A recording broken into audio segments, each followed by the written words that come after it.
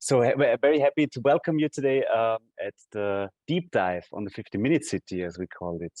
Today we are pleased with having guests from the EIT Mobility and from the Technological University of Munich, who come and bring their 50-minute city study that they just closed and presented the first time last week. So we're very happy to having them with us today and discuss together and think their study critically and think it further. This deep dive today is part of building up and hopefully even going even further there on a more intensive exchange between EIT Mobility and the Driving Urban Transition Partnership. And within this setting, we wanted to organize this shared learning valley. As said, we are having the two institutions today with the new study and want to discuss it together with you, the audience consisting mainly of key stakeholders within DUT, being on the one hand, national partners as part of the consortium in our so-called 15-minute city transition pathway, DUT. And on the other hand, members from the city panel that are interested in matters of mobility transition and where we have come together in October the first time. As you know, in the 50-minute city transition pathway, we work also under this umbrella of the 50-minute city concept, using it mainly as an umbrella for the wider field of urban mobility transition. We mainly work on supporting and transferring learning experiences in this field and co-creating definitions and priorities with city administrations, and especially at the core funding research and innovation projects. In this area, we just had our first call closing yesterday, and we are very happy to have quite a big number of proposals for the first stage. And we're happy to keep you informed in what comes out of that and how this develops within the next weeks. So without saying too much before, I would like to come very quickly to the agenda that we prepared for you today. So we have a very small intro from my side and from Yoann, Jäger Petit, from the side of EIT Mobility. Then we will enjoy the presentation of the Technological University of Munich. And then we want to start the discussion together with you.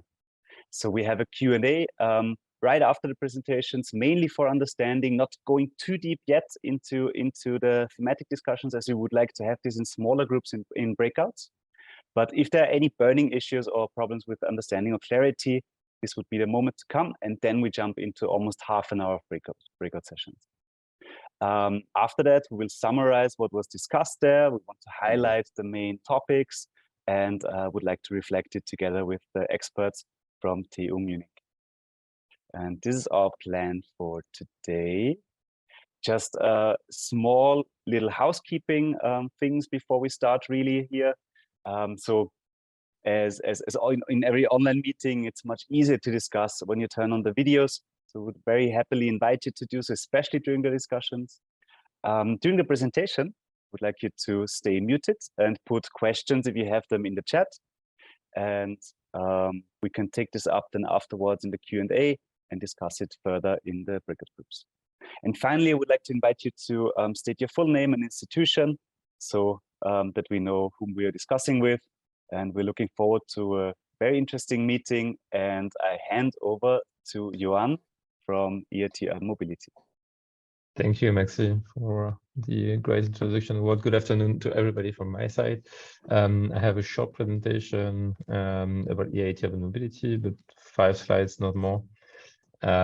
Just to give you a quick idea of what EIT Mobility is about, and basically why we thought it's a good idea to do some work on the 50-minute city concept together with the Technical University of Munich.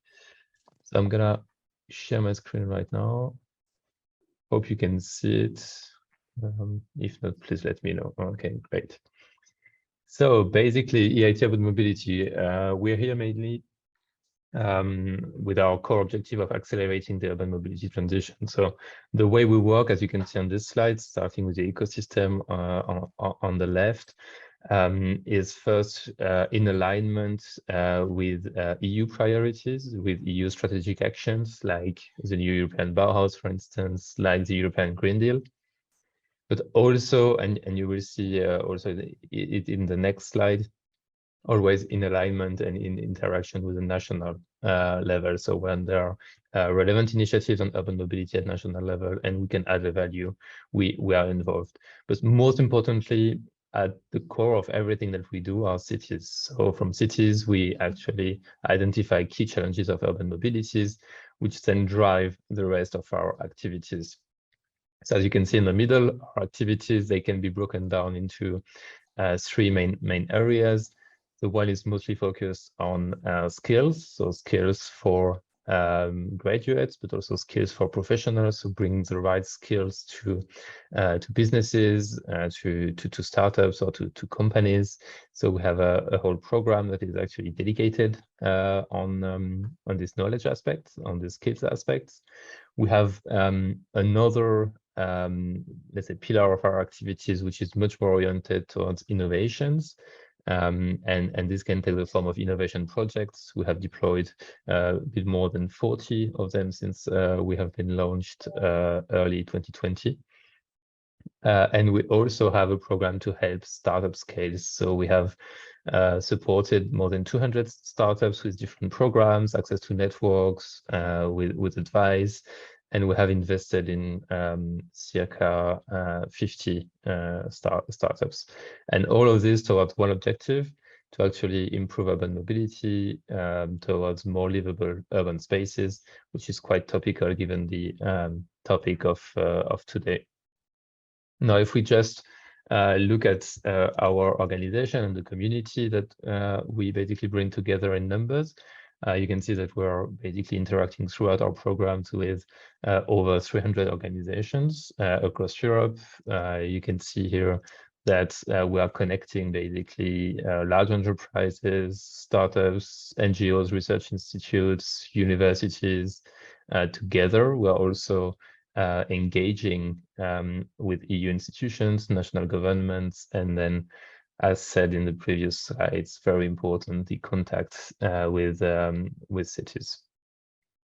In terms of geographies, what can also be relevant for you to know. So our headquarters are in Barcelona, but we have, let's say, also a kind of decentralized structure that allows us to be actually in touch with innovators and with governments, with cities all across Europe. So here we can see our structure in what we call hubs, with our hub south based in Barcelona, also our hub north with our office in Copenhagen, the hub west, and you can see on the slide the geography it covers, which is based in Helmond, our hub east in Prague, and then last but not least, the hub central with the office in Munich.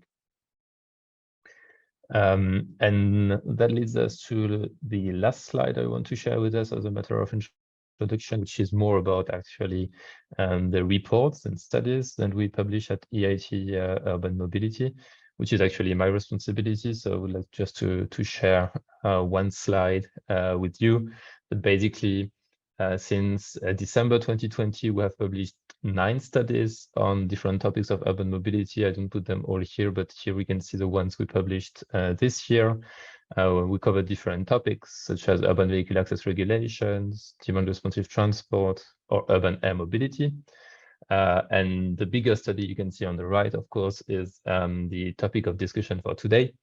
It is the study on the plus minus 15-minute city concept that Benjamin and Sebastian from TUM will now explain to us in more detail, and that we'll have the pleasure to discuss later. So that's it from my side, and then I'm happy to give the floor back to maybe Maxi first. Yes. Thank you, Yoann. Thank you for your small introduction of EIT Mobility. And then I would right away hand it over to our 2 experts from TU Munich to inviting on stage Benjamin Büttner and Sebastian Seisenberger to present the study. Thank you very much, Maxi, and thank you very much, Yoann, for the opportunity to present here. I think I just have to change this. So now you should be able to see it in full screen. Excellent, great. So we will have the pleasure to present our very new study, which has been published last week. Here is it printed out. I don't know if you can see it, but it is real. It is also available in print. If you want to grab a copy, please reach out to Yoann, because we also only have 3 at the moment here at TUM.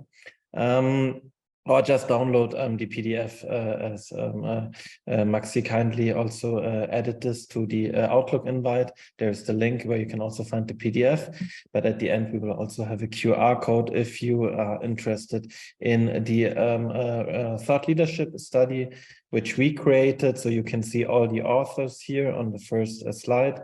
So this was really a team effort here at TUM with also guest researchers from the UPM, so the University in Madrid.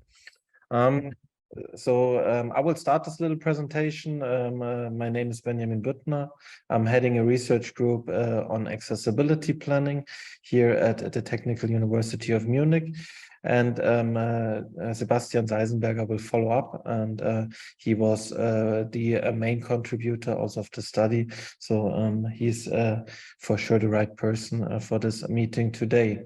We will talk about the 15-minute city. So it's a hot topic. I'm sure that most of you have heard about this by now. It's a bit of a catchy term that many cities like to use, but not just cities, but also academics. This was brought up especially during COVID. When we realized that it's not really nice to be trapped at home all the time. People were then going out and finding empty streets, basically, because car traffic was at this time not really needed. And people also saw the scarcity of our cities is occupied by mainly private cars. So that made us rethink how we should shape our neighborhoods themselves. And the idea that then came up is not a completely new one. There are many concepts that have been predecessors of the 15-minute city, which you then also can find in the report if you're more interested in this.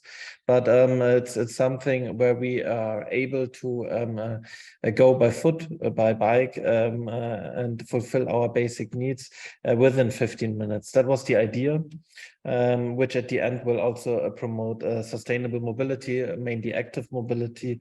It will also reduce congestion, pollution. And the main idea is also that we should encourage public spaces, green spaces, multifunctional streets. So at the end, spaces where people can meet, also interact, socialize. So that was one of the idea. And this was pushed also by Carlos Moreno, and the city of Paris was one of the front runners, but many followed this lead. Here you can see a little sketch on the initial idea.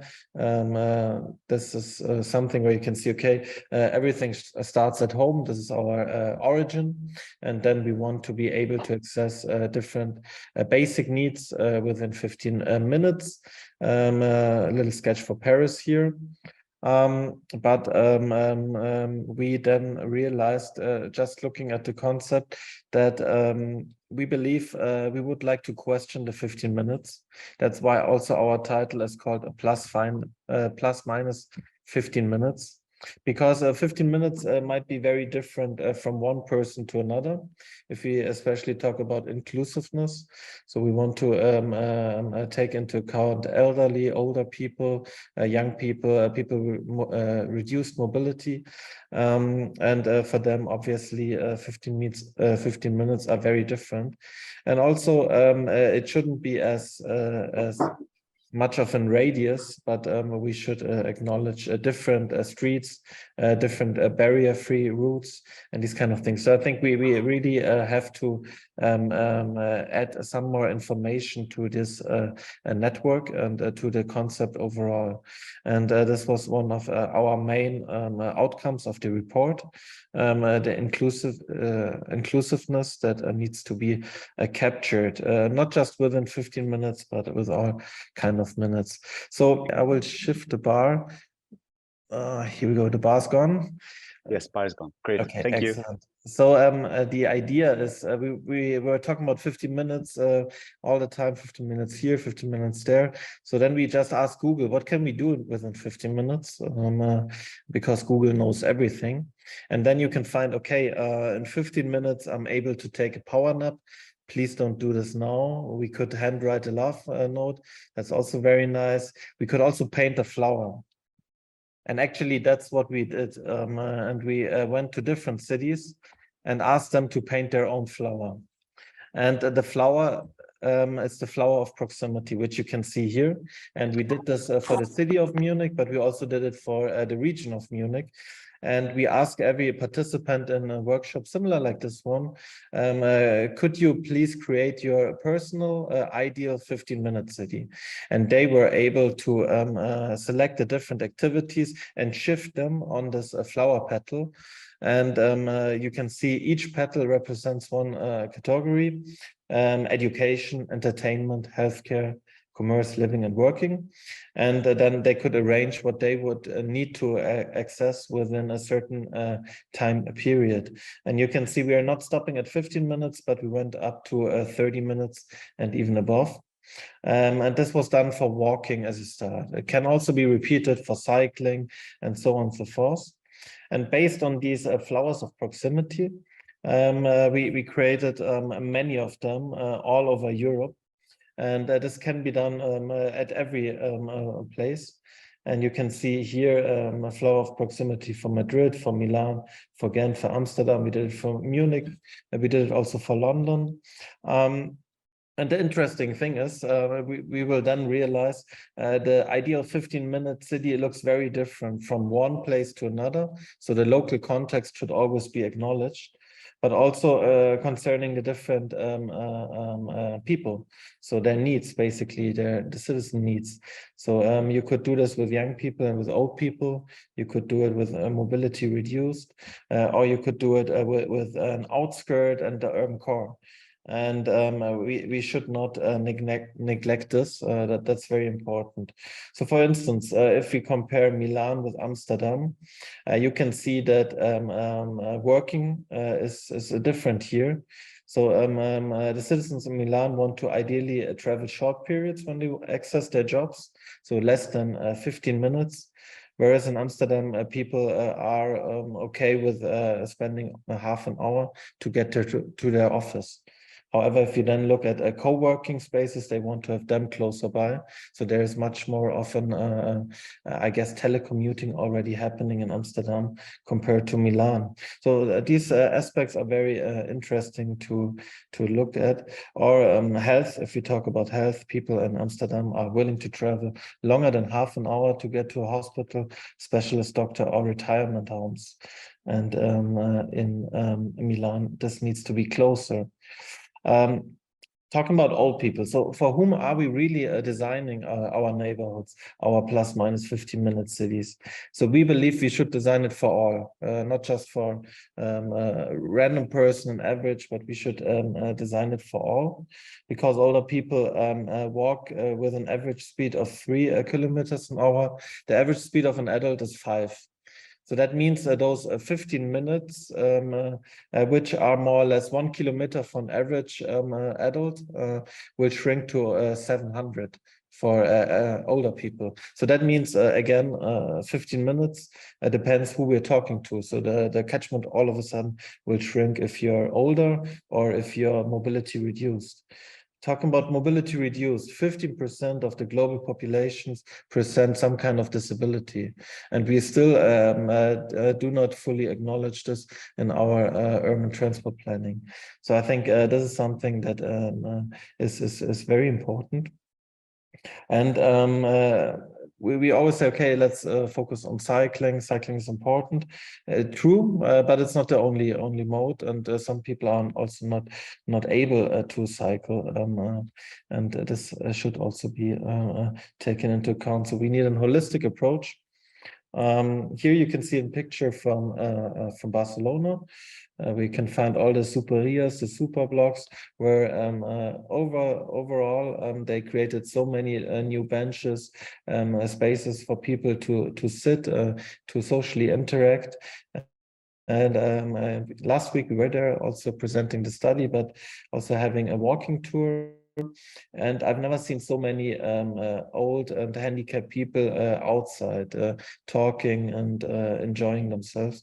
I think this was beautiful to see. And I think this should be the way forward. With very simple terms like a bench.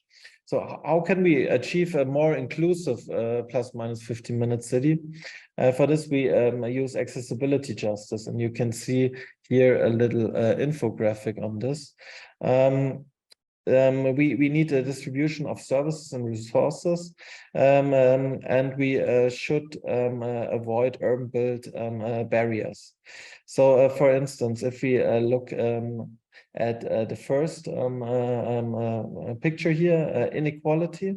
So this is done by the barriers, the steps. People cannot on a wheelchair, for instance, cross this safely. But if some measures are applied just for certain groups according to their specific needs, then it would be called equity. For example, the implementation of ramps just in certain zones of the city, which you can see on the right-hand side.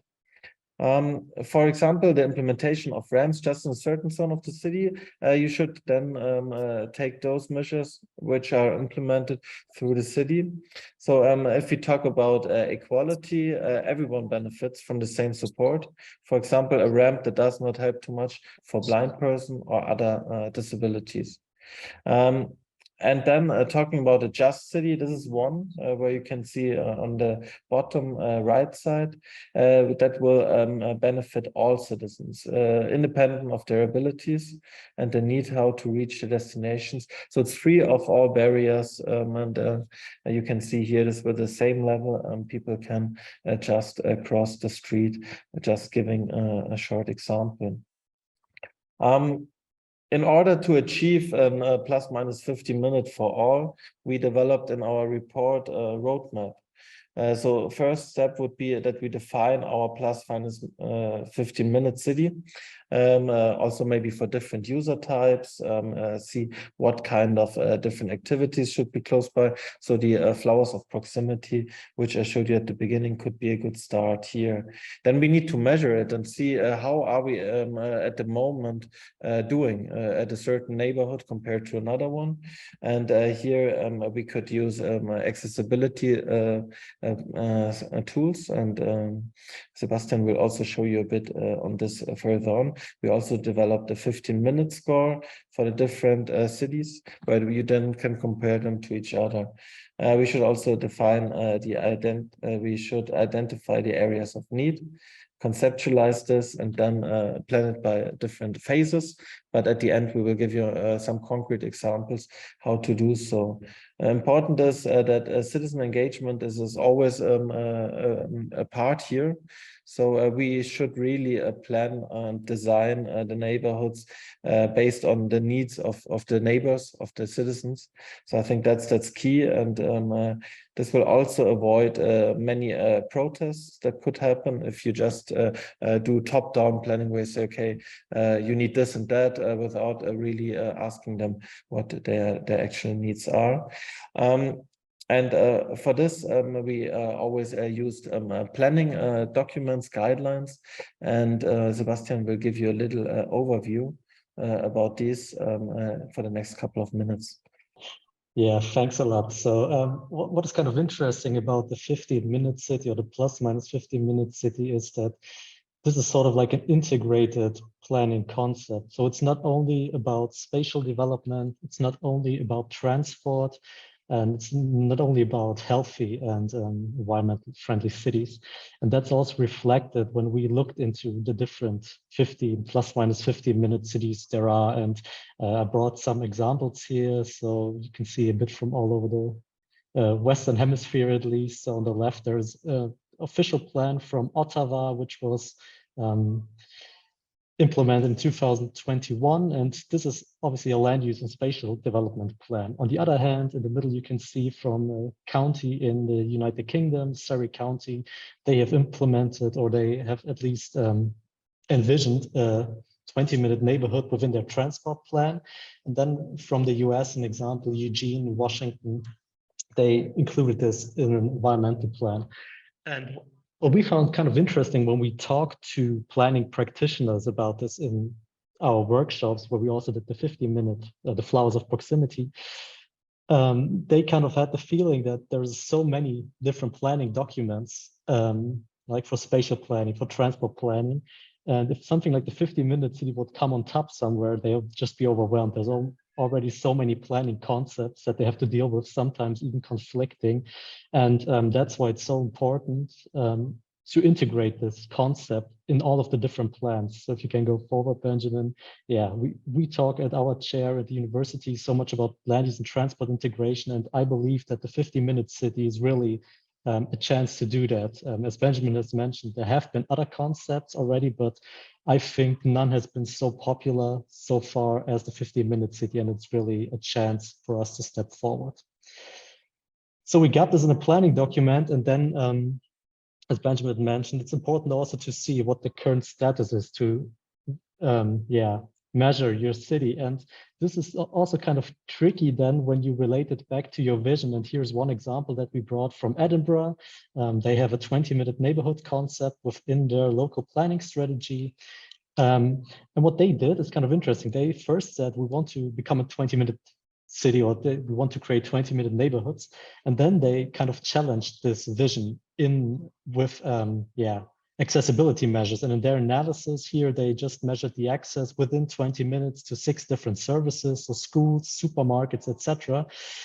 And because they were not sure, should we go for like a 20-minute radius? So it's like 20 minutes back and forth from your home, or should it be a 10-minute radius, which then adds up to a 20-minute round trip? And as you can see in the map on the left, if they would have gone for the 20-minute radius, their planning strategy would have been like,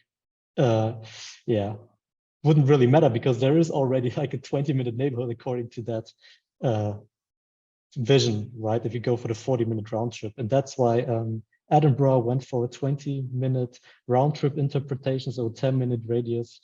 And that's kind of to give you an idea that it's important to actually measure the current status. And that kind of inspired us to do like some our own analysis. And on the next slide, we can see that, we did some analysis for the cities that we also had in the workshop. So Amsterdam, Ghent, Madrid, Milan, and Munich. And we first checked, okay, similar to the case of Edinburgh, we checked, okay, do they fulfill the minimum requirement? And we had not only 6 different services, but we looked at 23 different services, from parks to supermarkets, to schools, to child daycare, etc. So we included a lot, cafes, bars, restaurants. And we said, if it has at least 20 destinations within 20 minutes, we consider it a complete neighborhood. And within these complete neighborhoods, we then check what the average travel time to all of these destinations is. So we checked to each destination, to each park, we checked for these cities, for the different parts of the city, how long does it take the people to reach the next destination of each particular type. And when you look at the map, it's kind of interesting. Apart from the areas that look very bad, these are usually like industrial sites or huge parks where there is no inhabitants, so it doesn't really matter. But most of these cities are actually, or have access, or most parts of these cities have access to the basic destinations that we defined within under 5 minutes. And this is kind of interesting when you think that we talk about a 15-minute city, and actually in most of these big European cities, we're actually at 5 or 10 minutes radius. And we really have to challenge ourselves what do we want to aim for, to not be in the case of like Edinburgh, to find out that actually the vision that we have is already fulfilled in the reality. And I think that's one important takeaway. If you go stay there for a second, Benjamin, I think another thing, then also we have to question if there's already such a good access and people are still using their cars and not walking so much as we would expect, then we have to also question, is it only about having access to destinations, or are there more principles that we need to fulfill? And at the end, we will show you a bit what our idea is to kind of go beyond the pure access to destinations that is so often used in these concepts. However, you can still see, if we go further, that there are destinations that don't have so well access, and of course there will also be new developments, and this now goes into the strategies. Right, we talked about the action plan, and the next slide we have one example from Utrecht. They have just announced their concept of the 10-Minuten-Stadt, so the 10-minute city. And what they want to do for further developments is a transit-oriented development, more or less. So they kind of fuse the idea of this plus minus 50-minute city with transit-oriented development, and they say that new developments, new urban developments, should be centered around public transport hubs. So either the rail or high frequency public transport hubs. And they want to densify first around these areas. And what's particularly interesting is that they have kind of a hierarchy here. So going from the inner city first to transit hubs that are more on the outskirts, and then to development outside of the city. And their goal is then eventually to kind of change also the cityscape. If you go one slide further, you can see that on the left, you see the current status. So Utrecht is a very monocentric city.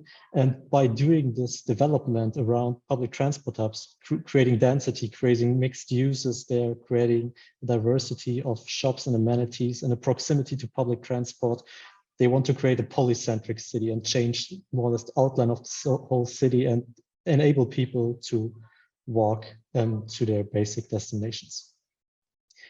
This is very, going from the bird's eye view. And if we go more on the neighborhood scale, and I mean, this is a small town, but in bigger cities, this would be considered a neighborhood. And we can see how this would maybe also look in practice a bit like this redensification. And as you can see, we brought the example from the UK here. The town is called Halesham. And it's kind of interesting because it's a very small town. So compared to Utrecht, which has a few thousand inhabitants, Halesham in the UK, they have just 20,000 inhabitants, so a small town in the countryside. And you can see, I put it on Google Maps, like the farthest part from the city center is more or less 2 kilometers away. So you could walk basically in half an hour, cycle maybe in 10 minutes from the farthest part of the city to the city center. However, as lots of rural places, they have problems with through traffic, too much space is allocated to cars, and there is also a lack quality public spaces. And that's why one of the key ideas of their 10-minute town is to reduce car dependency. And within their plan, and that's kind of interesting, they focus a lot on their historic city centers. So they have this historic town center that you can see here a bit in the violet color. And they want to foster their strong core and use this as a hub for their 10-minute concept. And in the yellow color, you can see all the space, more or less, that's allocated to parking and other uses that are not very much aligned with such a concept as the 50-minute city. And now this town said, okay, we want to change it. We want to improve the quality. We want to re-densify around the urban core that we have. And that's why they said, okay, these parking spaces that take up a lot of space in the public realm will be transformed to residential areas, to retail, and also to high quality public spaces. And that's how they want then to move on with their concept. However, we believe we got now 2 strategies that go a bit from a higher level, trying to create like a, changing the whole outline of the city from monocentric to polycentric, and here also changing a whole neighborhood. And we have come up with a little idea that we think can also help cities to transform, starting from a smaller scale. Instead of going from high up, we believe that it's also important to start maybe bottom up and for this, I will hand over to Benjamin. Yes, thank you very much, Sebastian. This will only be 3 more slides, so no worries, will not take long. We just want to close this presentation to give a bit of a pragmatic idea how we can really achieve such a systematic change from a more car dependent or car centered urban planning to a more human centered. And as Sebastian already mentioned, we need to acknowledge different scales. So we can start, for instance, at a parking spot.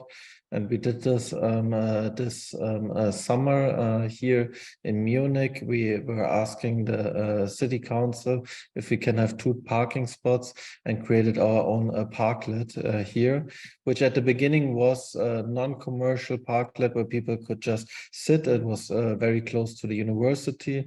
So many people used it to learn, to read, to interact, to have lunch outside when the weather was playing along.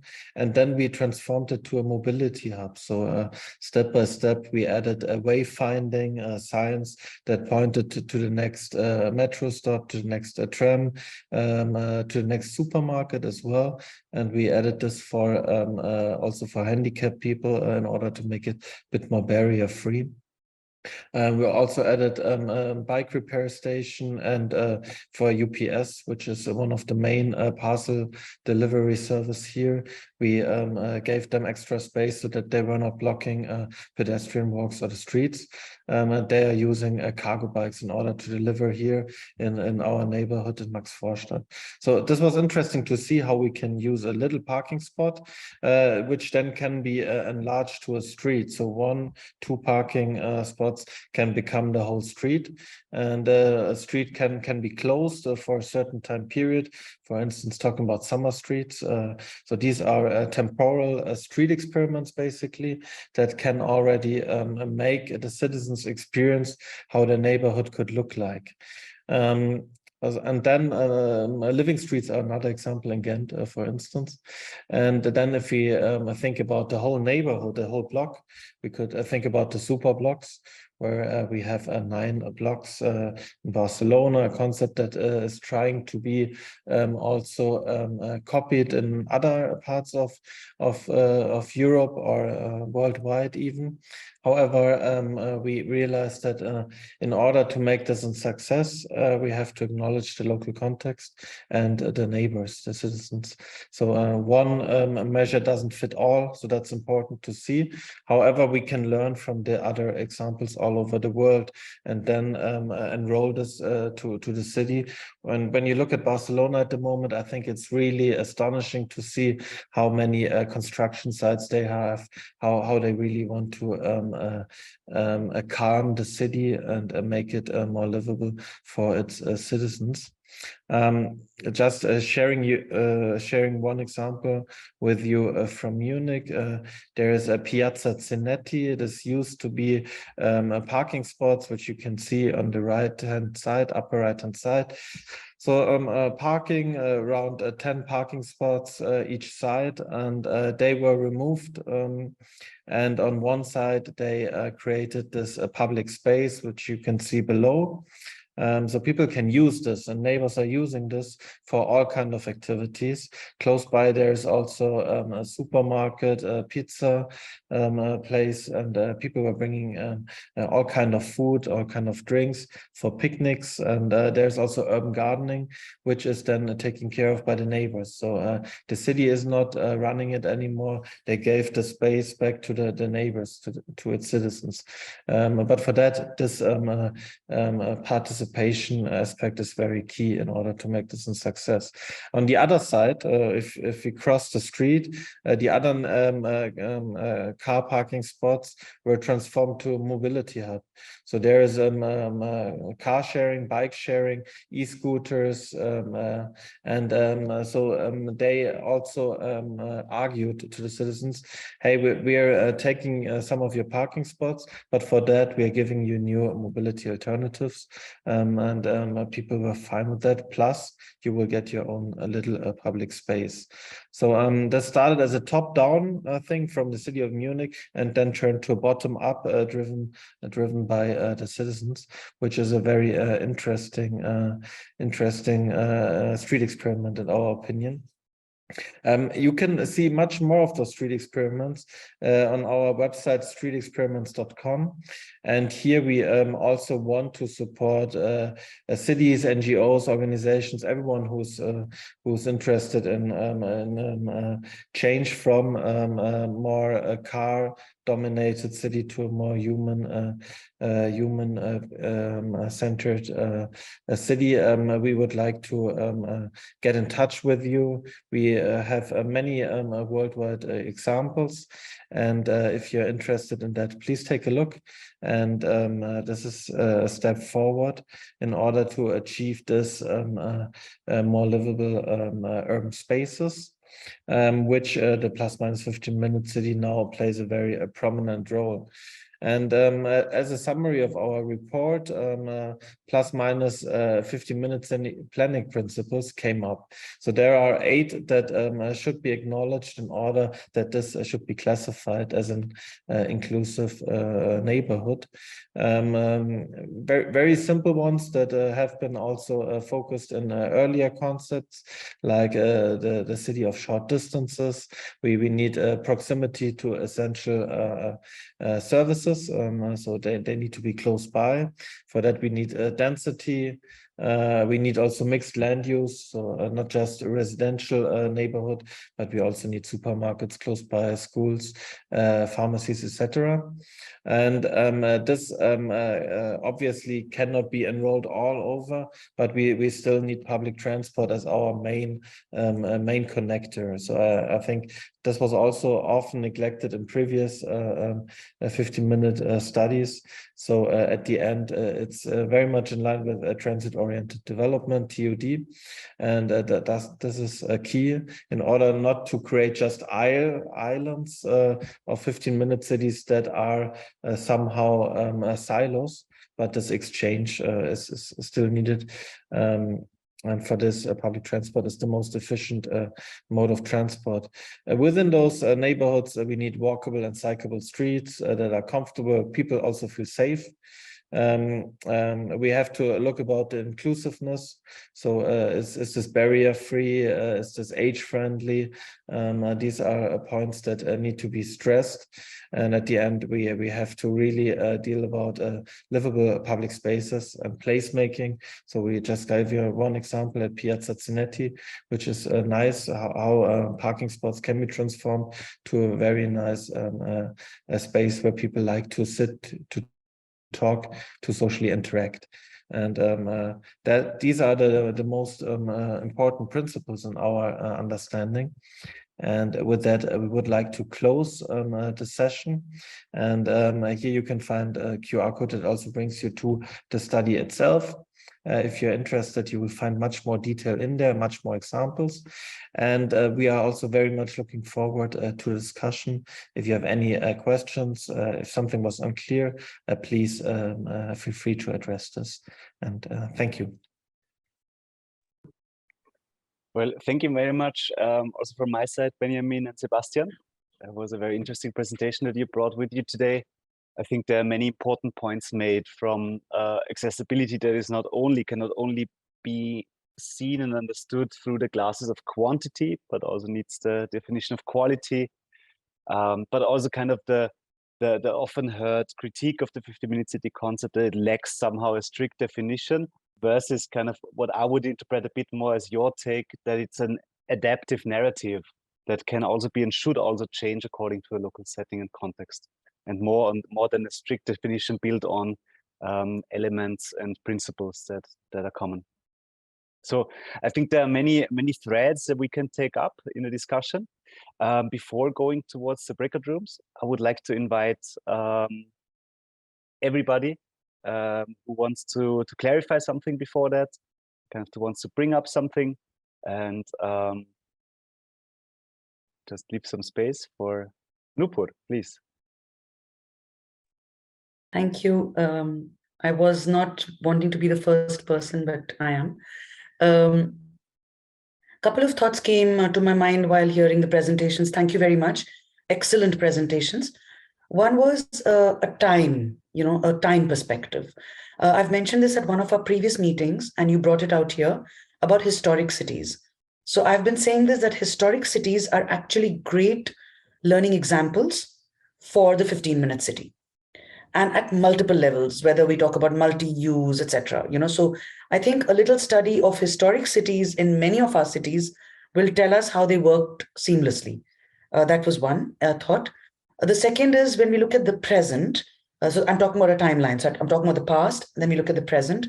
In the present, the cities are operating in a certain way. And when we talk about 15-minute cities, we are actually going to be visualizing our existing situation. We're not making new 15-minute cities, so to say. We may be looking at some new neighborhoods, but we're really looking at our existing neighborhoods to actually work at the 15-minute concept. And then taking it into the future to achieve everything that you laid out. So here are some questions I had. One was, I think we are doing very well with many concepts on mobility and so on, but certain things that come in my mind is water. Where does the water come for us? It's coming from far, the water we use for drinking, for other purposes, and the wastewater goes far. It's not adhering to our localization, etc. So it's our infrastructure. So I'm talking about water, I'm talking about solid waste, I'm talking about electricity, and then I'm also talking about food. And here are possibilities, and there are some examples that I can quote later, where we can actually develop these to understand how a city can work well, even within this smaller neighborhood. The last I wanted to mention was that I also thought cemeteries, for instance, the human remains. So it's our needs and our, how we fulfill them within that area. I think urban nature is a very important part because we are working with cities that already exist. They're already very dense. How are we building urban nature in this? And all of us have many examples. Last of all was that there are some low-hanging fruits and there are some longer perspectives. So I think you highlighted a lot of tactical urbanism, which is, looking at squares, looking at streets, looking at how they can be very quickly re-looked at, which we are calling tactical urbanism, and very quickly done. And then there are these longer perspectives where we can say that this is the direction we want to go in the future. So coming with a timeline of learning from our heritage, working with what we have, but then also putting our mindset on where we should be and how our cities, and then broken down our neighborhoods, should be like 20, 30, 40 years from now. So thank you very much. This was really very useful. And I just wanted to share some thoughts. Thank you. Thank you, first of all, for these very valid and enriching points.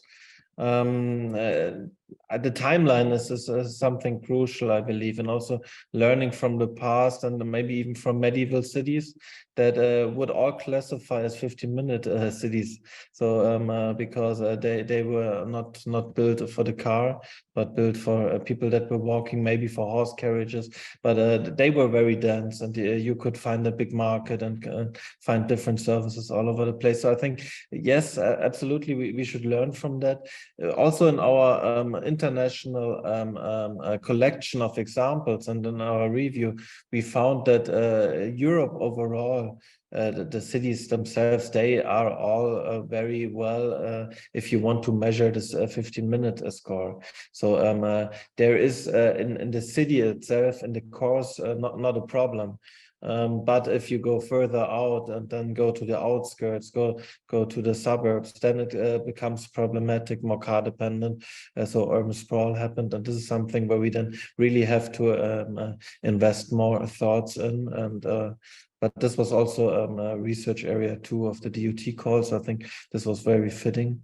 But the timeline and the tactical urbanism, going back to that, we worked on many tactical urbanism projects, where we did street experiments and did this just for a certain time period and made people experience how it could be.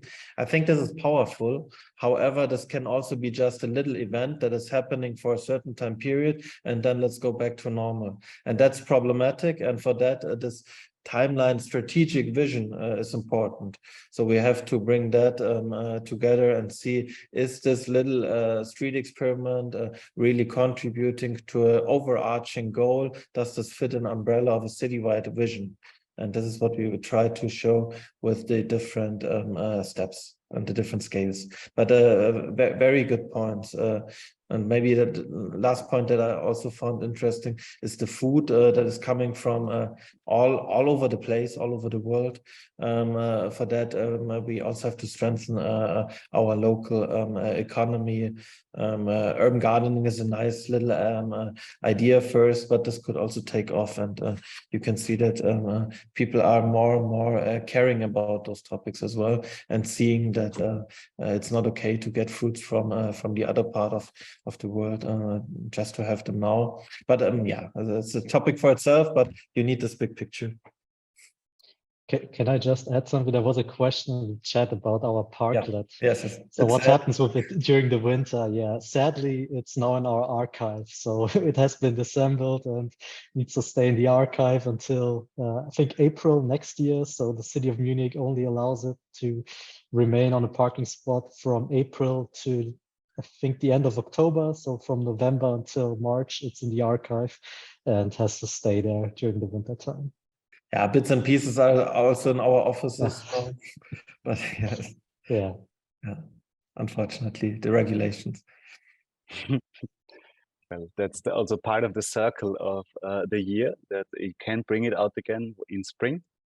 But Sandor, do you have also another standing question? Because I would like to take the content discussions and later to the breakouts, but please, if you want. Okay, thank you very much. I just come to this point every time I hear about densification, that the climate scientists I talk to always warn me about not to have more heat islands in the city. And I do have the fear that if we densify neighborhoods, that will also means that more heat islands are created, say around the transport hubs or in some neighborhoods. Then isn't it some kind of contradiction here? Or you can say that there is some optimal level of densification when the heat island effect can be mitigated? Thanks. Yeah, very good point. We've been working on a green corridors project, which really opened our eyes to acknowledge the need for free space, for corridors where air can circulate. And if you densify in the wrong way, you're totally right, then this will become very problematic. However, as long as you have enough green in between, think about parks, maybe even having on rooftops, green rooftops, I think this will help a lot. Also, now in Munich, at least, there's an ongoing discussion to bring back the little rivers that are now below the surface, and this will then also cool down the street, the neighborhood, and this will not need much space actually. So I think there needs always to be some kind of balance. But what you shouldn't do is just densify by putting a cement all over the place, obviously, and creating a new buildings that will heat up. But this can also be done in a more ecologically friendly, sustainable way. But it's a very good point that needs to be acknowledged. Yeah, maybe I can add something here from the Utrecht example. So, I mean, the report is in Dutch, but if you look where they have nice visuals, so you will kind of understand what they try to do there. And they also plan not only the densification, but also the green corridors. And that's kind of nicely brought together in that example. So in Utrecht's planning strategy. And I think also, I mean, now it's not the case, but actually when you think of it, like these very dense places are actually places where you don't need a car a lot. Actually, we could get, in my opinion, rid of a lot of space that it's at the moment reserved to cars, and we could convert it into green spaces right in front of people's home. But now when I look here, so our offices are in one of the densest areas of Munich. There is no green spaces outside of my window. It's just parked cars and roads, so no green space along the streets. And I think if we create, or if we bring people to walk more, cycle more, giving up their cars, taking away the space for the cars, we also manage to find new space that we can then allocate to green spaces that eventually help us to cool down the cities. Okay. Thank you very much. Then I would really like to take the time that we still have and take these discussions to more smaller groups where we can then maybe get a bit more out of them, can think together on how we could use this. And therefore, I would like to share one slide with you, because now we plan on having these breakout groups. We have 20 minutes left for them. Before coming back into the bigger room and bringing it all together again. And I would like to discuss with you in there. First of all, what are the most relevant issues that you see that were brought up here and that were discussed? Do you want to highlight something? Are there some elements that are really interesting to you? And secondly, are you left with question marks in your head? Are there some questions left to answer? Or is something missing there that should be considered?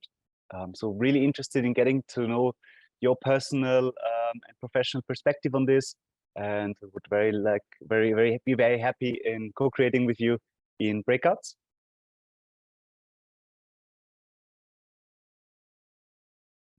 So I think now all the groups are back. So I would like to invite the moderators to quickly sum up a few of the discussions, a few of the points, Rosen, and a few of kind of the main open questions that are still there. Is there a volunteer that wants to go first?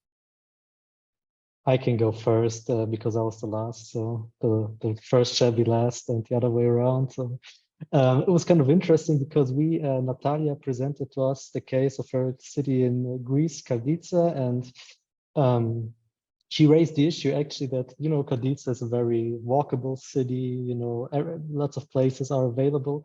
But the thing is that you need car and also cycle parking because there's a lot of people coming from the outside. So it's been in the rural part and smaller towns around it. So a lot of people who will go there to the city to do their daily errands, etc.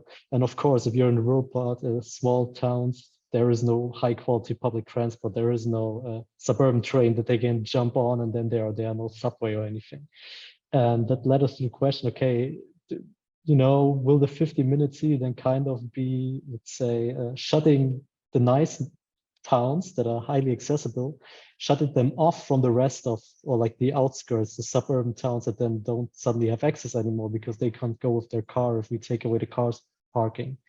And then we talked a bit about, okay, what could be solutions, for example, create parking garages that then, where you then put like the space into the vertical instead of putting it in the horizontal where you take up all the street space and these questions. And what we also kind of talked about is the vision that you have, because then we realized we're talking a lot about taking space away from the car, reducing this and that. And then was the idea, okay, how can we create a positive scenario then also that people will join in instead of just saying, hey, you want to get rid of my car parking spot, and creating this positive vision of the future that people are also happy to engage in, and that we can really motivate them to go for this vision. And maybe the 50-minute city is the right tool here. I don't know, but at least we should view it always as this positive vision of what we could do with the space if we would just use it better, instead of thinking of, okay, the negative that we at the moment have. So that's two things I wanted to share. If I missed something, then correct me. Thank you very much, Sebastian. Thank you for sharing. Who wants to go next? Yoann or Benjamin? I can go next. Actually, there was also one point that Sebastian mentioned that was also touched upon in our group, which is the kind of end objective. So, what is the end goal of the 15-minute city concepts or similar concepts, and then linked to that was a question of okay, what is the right approach? Is the right approach a backcasting approach where we say, okay, this is really the objective we're tending towards, and then these are the steps to achieve it, and also in terms of communication, which links back to the narrative, which is how open should practitioners be about the objectives? I mean, should everybody be open from the start to say, okay, this objective, the objective, and these concepts are actually a means to limit cars within city centers. So I guess there was no final answer to that question in the group, but actually the question was one of the first topics we discussed. And then we also considered the 15-minute city from a concept that has a lot to do with quality of life, and that's something that we heard of today, to a concept that is more actually essential for resilience in the context of climate change, of stress, and which links back to the question of the space that is being freed up thanks to concepts like the 15-minute city studies. To what use should it be put? Is it to grow food or similar? That was a second point that was touched upon. A third point was more about people's experience of the city. And here the question of, which can be obviously quite subjective, of how beautiful is the environment people are invited to spend time on or to work on. So more this aspect of how people will experience the 15-minute city. And the last point was actually shared in an example about Copenhagen, highlighting the importance of communication, also to actually change behavior and encourage people to first use less their car or not at all anymore, and then through street experiments free up some space. And here it was an example in Copenhagen with the city actually advising residents about kindergarten and schools within a radius of 10 minutes or 15 minutes cycling ways or walking ways. So that's what's yeah, I'd say the main point in our group. Great, thank you. Then I will hand over to Benjamin. Yeah, thanks. Very interesting indeed what has been discussed on the different breakout rooms. We also had an interesting discussion, maybe with the relevant issue. We discovered that also Vienna is taking the 15-minute city in its urban development plan, which is very interesting, and we were happy to hear that. And they were dealing with issues like how to identify the right areas where they needed, how to prioritize, and how also to do this financially. So these were some points that have been addressed. And then we had a very interesting discussion on the digital transition. And also how e-commerce could play a role here, how people could order different goods. So maybe the access to some activities within 15 minutes is not so needed anymore. However, this could lead us to more urban sprawl and not the areas that we would like to live in, the neighborhoods. So this discussion was very interesting. And then we came to a conclusion that we could already measure areas where the 15 minutes was very high. So you're able to access almost everything within 15 minutes. However, the area should still be improved when it comes to public spaces, to areas where we can socially interact. So something that is at the moment not so much focused, and should be much more focused. And this could then also be something that is distinguished between the digital goods and the goods that you have have to be there in person. So this is not something that you can really get by a new technology or order it via internet, but it's just a public space where you can exchange ideas. It is getting a new haircut or these kind of things. So we should distinguish between the stuff that can be delivered online and the other ones where you really build some kind of a community, sense of community, and strengthen the neighborhood. I think that was very interesting to see. We had more topics, but maybe I will leave it with this. Great, thank you, Benjamin. Then I will close it as the last one from my group. I think we were positively surprised that the 50-minute city seems to be fulfilled in many existing neighborhoods already. However, then we discussed kind of the difficulties again with quantity versus quality, and that it's also it could be a bit of a political issue what destinations you select in your study as being relevant and or not relevant, and kind of also then think about quality trajectory that it takes you there. This is also kind of something very, very central. We discussed the role of urban barriers as in kind of infrastructure that is in your way, that makes your way longer, and how to kind of involve these issues, but also on mental barriers or lifestyles or personal choices. For example, if I for some other reasons I have a doctor next to my house, but I don't go there because I don't like its quality, its personality, or maybe the language that this person speaks or doesn't speak. So this can also be obvious things. So we argued and thought a bit more towards participation within a neighborhood, to overlap or kind of to bring together this political and bureaucratic image of a 50-minute city with the real, how real you can get there, lived experience from city dwellers. This was something that we discussed. And I think another thing I would like to highlight was the topic of deliveries and logistics. That it's a bit like when we say we have a supermarket within 15 minutes, but then we don't care about where the products are coming from, then we kind of also lose a part of the discussion. It's a bit kind of, I like to compare it to emission monitoring when you have kind of the production focused scoping as compared to the consumption based calculations.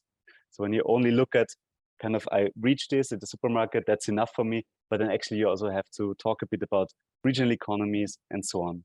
But also then when we think about the 50-minute city in daily life in cities, so to say, or in daily work of city administrations, we very quickly come back to the basic questions that we need to answer. That was also reason before, the role of parking and the role of the controversial art of redistributing parking spaces, the use of space, infrastructure needs, last mile logistics. So kind of then we come back to the hard questions, and that's where it gets interesting, very interesting. But one final thought that I would like to bring up is also winter as a special season, which makes also public space very challenging in many cities, and this is also something that we could think of more and see how to take these.